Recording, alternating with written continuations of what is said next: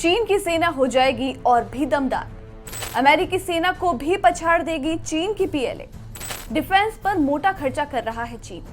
भारत का पड़ोसी देश चीन दिन ब दिन मजबूत होता दिख रहा है। अपनी सेना की ताकत बढ़ाने के लिए चीन कोई कसर नहीं छोड़ रहा, फिर उसके लिए भले ही उसको कितना भी पैसा क्यों ना खर्च करना पड़े। अब अपनी फोर्सेस को और पावरफुल बनाने के लिए चीन ने अब अपना डिफेंस बजट 7% से भी ज्यादा बढ़ा दिया है। चीन ने अपने सालाना रक्षा बजट में 7.3% की बढ़ोतरी कर दी है और इसी के साथ डिफेंस का कुल बजट 245 अरब डॉलर से भी ज्यादा हो गया है।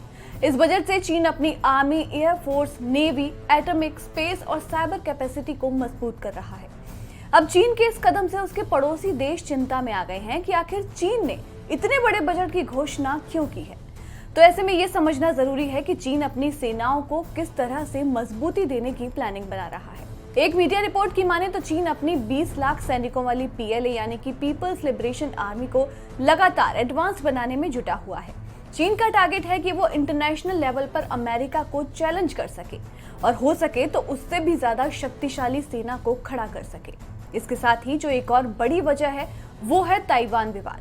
चीन नहीं चाहता कि इस मुद्दे में कोई भी तीसरा पक्ष बीच में घुसे, इसीलिए वो खुद को इतना शक्तिशाली बनाने में जुटा है कि कोई इसमें हस्तक्षेप करने की कोशिश ना करे। इसके अलावा दक्षिण चीन सागर और पूर्वी चीन सागर पर अपना कंट्रोल भी वो चाहता है।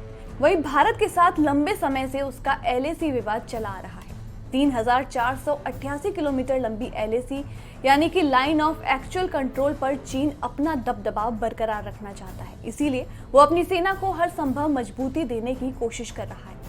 लेकिन वहीं ये भी बताया जा रहा है कि चाइना अपना असल बजट को छुपाने की कोशिश कर रहा है। कई अलग अलग चीजों में फंड्स को बांटकर चीन अपना असली बजट छुपा रहा है। जितना बताया गया है असल में चीन उससे 40 से 50% ज्यादा अपने डिफेंस पर खर्च कर सकता है। बात करें भारत की तो अगर चीन के डिफेंस बजट को कंपेयर करें तो ये इंडिया से 3 गुना ज्यादा है। भारत का सैन्य बजट 79 अरब डॉलर यानी कि चीन से 3 गुना कम है। इंडिया अपनी जीडीपी का 1.9% सैन्य सुरक्षा पर लगा रहा है। तो चीन लगातार अपनी शक्तियां बढ़ाए जा रहा है और सिर्फ इतना ही नहीं, न्यूक्लियर पावर के मामले में भी चीन स्पीड से आगे बढ़ रहा है।